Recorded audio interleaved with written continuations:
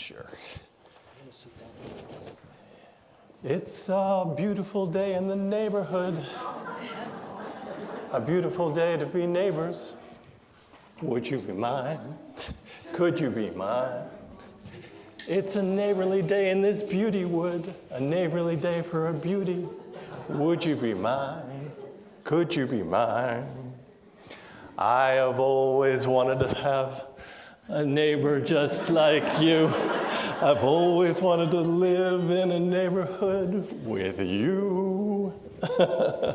So let's make of this beautiful day. Since we're together, we might as well stay. Would you be mine? Could you be mine? Oh, gosh. Won't you be my neighbor? Won't you please? Won't you please? Won't you please be my neighbor? We'll start again. It's a beautiful day in this neighborhood, a beautiful day for a neighbor. Would you be mine? Could you be mine? It's a neighborly day in this beauty wood, a neighborly day for a beauty. Would you, thank you, mine? Could you be mine? I have always wanted to have a neighbor just like you. I've always wanted to live in the neighborhood with you. So let's make the most of this beautiful day. Since we're together, we might as well say, would you be mine? Could you be mine? Won't you be my neighbor?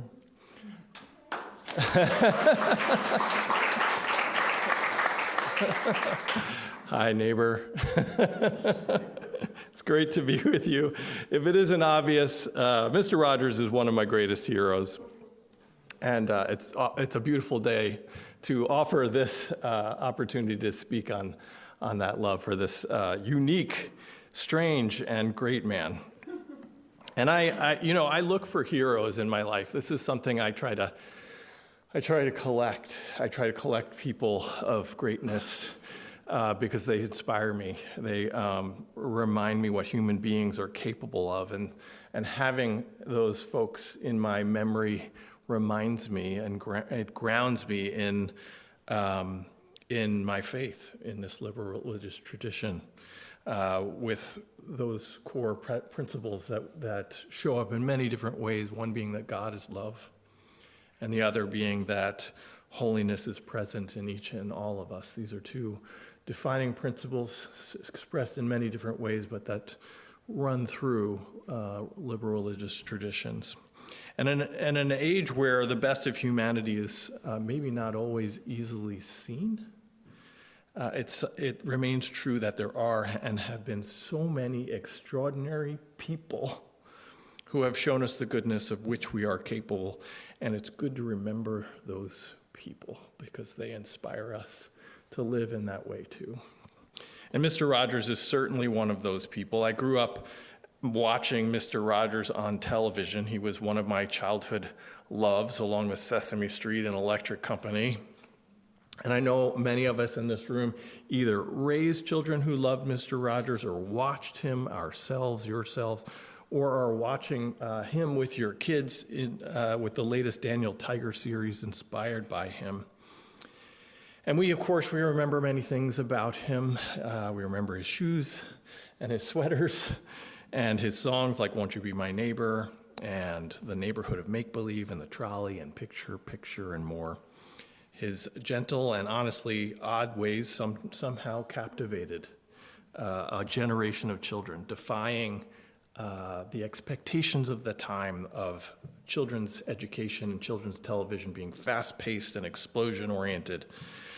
He stepped into a different way of doing things, and somehow it worked. Fred Rogers did something remarkable for us. He taught us that we are special and lovable and capable of loving. He taught us to wonder and to appreciate. He taught us it was okay to feel, safe to be angry or sad or afraid. He taught us through his actions, through his stories, and through his songs. As a child, Mr. Rogers enchanted me and made me feel special.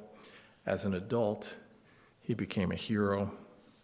And I find myself wondering about him a lot because he was an unusual man. He would behave in childlike ways, but he also was a man of incredible discipline.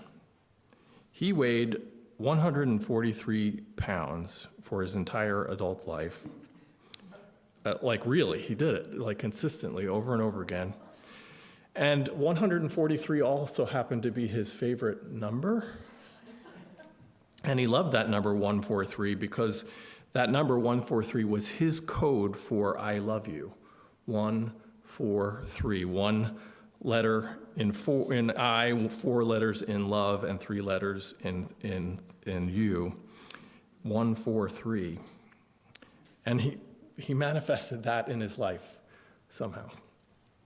Something I think that was maybe less talked about Mr. Rogers, which was kind of a little bit quieter, but was his religious background, and he was a Presbyterian minister, and and even though it was not something that was often spoken about, the show was most definitely his ministry. That was his way of embodying his religious faith in public.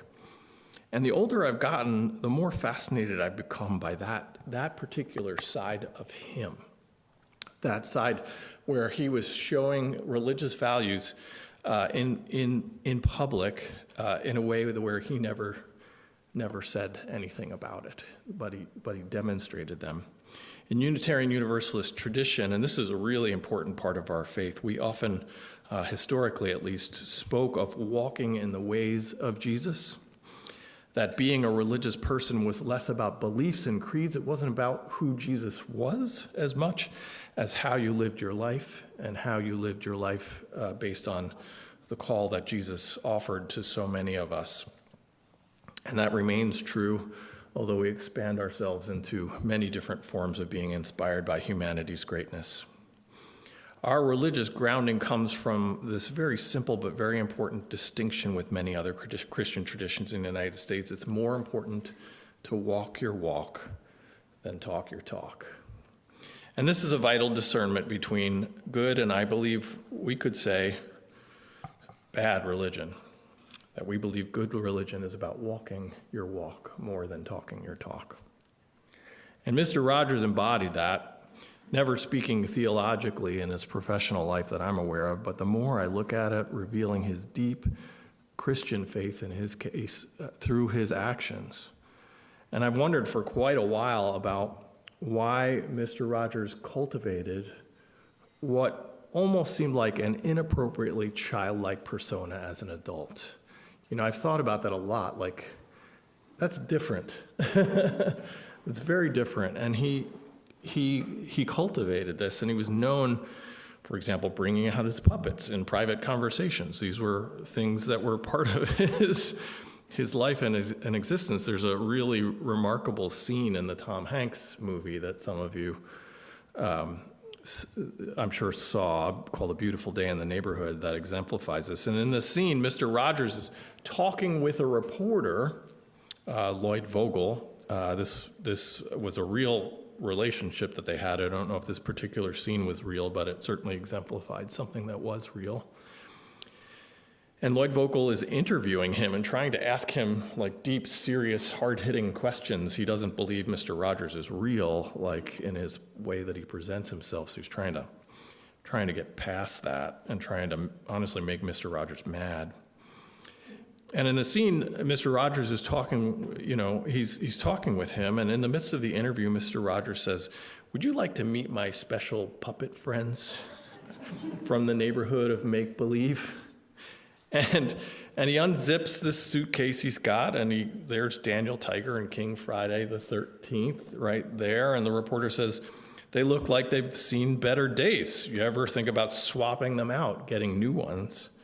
And Mr. Rogers looked offended. And he asked, "Didn't you have a special friend when you were very young?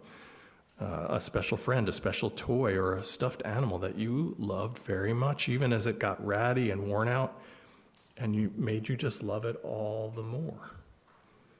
And they discuss his old toy. He asked him about his toy, and he said he had a toy named Rabbit, and then he came out saying it was called Old Rabbit.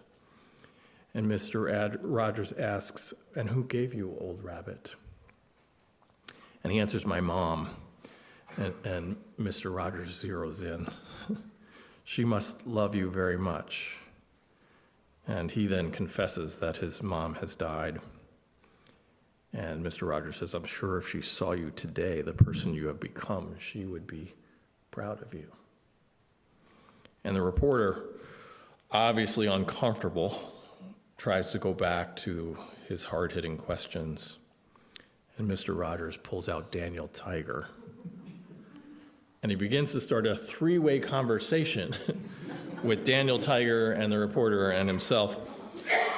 And Mr. Rogers says, sometimes Daniel is too shy to talk, but that's okay. And Tiger says, "I'd like to meet Old Rabbit." The reporter blurts out, "I don't want to talk about Old Rabbit." And Mr. Rogers says to Daniel, "Maybe Lloyd doesn't feel like talking today, Daniel, and that's okay." Now, and it goes on, but that whole thing, that's a really unusual thing to do. It's strange. Adults don't do that kind of thing. We're supposed to set aside childish ways, aren't we? Right? And yet Mr. Rogers actively and passionately held on to his childhood and some of his childlike ways. And as I thought about this choice of his, because it's really, again, it's odd, it's strange. And knowing that Mr. Rogers had this quiet but devout Christian faith, I remembered a quote from Jesus, and I thought about it. "Truly I tell you, unless you change and become like little children, you will never enter the kingdom of heaven." Truly I tell you, unless you change and become like little children, you will never enter the kingdom of heaven. And while I've never heard it said or even know if it was ever asked, I really wonder, this is, those things where you say if you could invite one person to dinner, who you'd invite. Well, if I invited Mr. Rogers to dinner, this would be the question I would ask him. And I really wonder whether he took that quote so seriously that he built his life around it, that he just understood that quote to be essential, and he built his life around embodying it the way he saw one should embody it. "Truly, I tell you, unless you change and become like little children, you will never enter the kingdom of heaven." Another example I noticed, again, never spoken, but of his faith, showing up in a way that surprised me when I look back on it. In the late 1960s, it was still common for pools to be racially segregated. There's a famous scene in Mr. Rogers' Neighborhood where Officer Clemens, a black police officer, comes to visit, and it's a hot day, and Mr. Rogers, who is obviously a white man, is outside soaking his feet in a small pool, and he invites Mr. Clemens to join him in the pool, and he does so. And at the end, Mr. Rogers shares his towel with Mr. Clemens, who then dries his feet. Now, as a child, I have no memory that I'm aware of the scene. It didn't stick out for me from any other, scene of Mr. Rogers. And I imagine that's because it wasn't anything but normal. Like that was just people in a pool as a kid.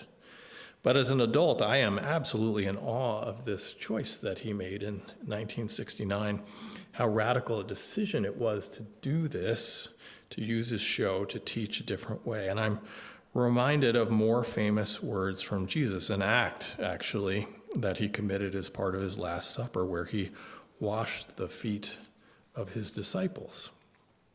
And after doing so, he said, "Do you understand what I have done for you? You call me teacher and Lord, and rightly so, for that is what I am.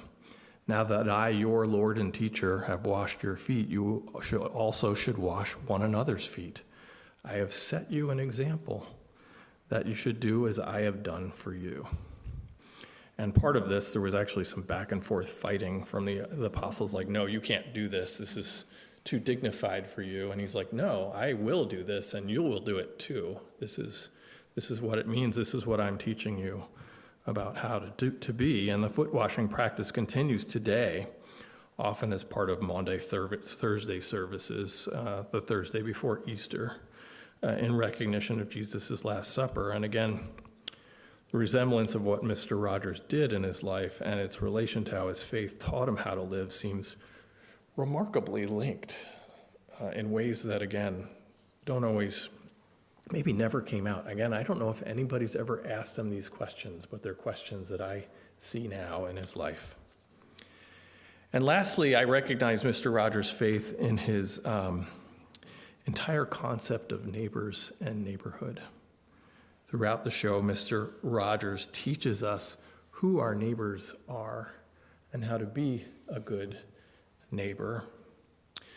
There is a famous story. It's probably the most influential biblical story for me, called The Good Samaritan. And the Good Samaritan story starts in a very interesting way. It starts by someone testing Jesus and saying, what's the nature of the law? What's the core of the law? And basically it comes out that the law is love God with all your heart, all your mind, all your soul, and love your neighbor as yourself. And someone then asks him, well, who is my neighbor? And Jesus begins to tell the story of the Good Samaritan. He responds to that question, who is my neighbor, by telling that story. He's not telling the story of how do you love your neighbor. He's telling the story of who is my neighbor. And he then goes on to tell the story of the Good Samaritan. And so the Good Samaritan story is there's a man who was robbed on the side of the road and left to die there. And then a priest walks by, and that priest ignores the person on the side of the road. And then a Levite, which is kind of like a religious, higher level kind of person, walks by and ignores the person. And then a Samaritan comes along. And the Samaritan takes care of this person, brings him to, a motel or hotel, whatever, an inn, and pays for him to stay at the inn, pays for his care and such, and helps him get along. But what's really interesting is our modern ears may not know what a Samaritan is, but a Samaritan in that time was a person who lived in northern Israel and had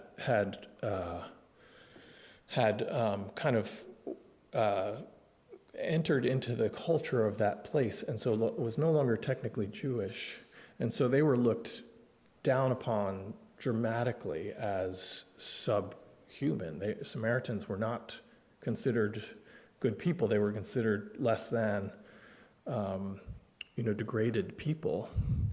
And so here it is, this Jesus is being asked, who is your neighbor?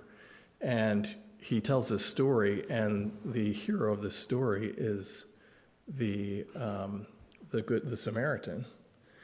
And then at the end of the story, he says, well, who is the neighbor to the robbed man?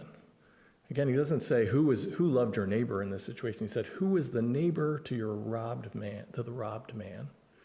And the people say that it was the Samaritan. And then Jesus says, go and do likewise. And I keep coming back to this, again, this whole framing of what it means to be a neighbor, that this man just put forward in this little neighborhood of his for children, that he was cultivating the question of love your neighbor, but not only that, answering the question, who is your neighbor? And who am I a neighbor to? Could you be mine? Would you be mine? Won't you be my neighbor? And I am just in awe of that choice, that subtlety, that hint of these beautiful things that he's offered in all three of his aspects of his life. And so what I think about when I think about a man like Mr. Rogers, one, I think we could write him off as a silly person in some ways, but he was remarkably committed and intentional and thoughtful and devoted and dedicated and smart. Very determined person, and so his gentleness could be seen as something other than committed, but he was an extraordinary committed person. But his commitment was go and do likewise. His commitment was to living the truth of what he understood as his faith and to embody it in the world through the way that he lived out his life, whether it was keeping his weight at 143 or bringing out puppets to help us reconnect with our childhood, or it was washing in a pool in a time where you don't do that, or it was just reminding us who our neighbor was. He taught us so much, such graciousness, such offering, and I remind you that he is someone that inspires us to live our lives in the way that our faith calls us to live. That we live our faith as strongly and as quietly as he did, that we may go and do likewise. It's a beautiful day in this neighborhood, a beautiful day for a neighbor. Would you be mine? Could you be mine? It's a neighborly day in this beauty wood, a neighborly day for a beauty. Would you be mine? Could you be mine? I have always wanted to have a neighbor just like you. I've always wanted to live in a neighborhood with you. So let's make the most of this beautiful day. Since we're together, we might as well say, would you be mine? Could you be mine? Won't you be my neighbor? Won't you please? Won't you please? Please won't you be my neighbor? Shalom, amen, and blessed be.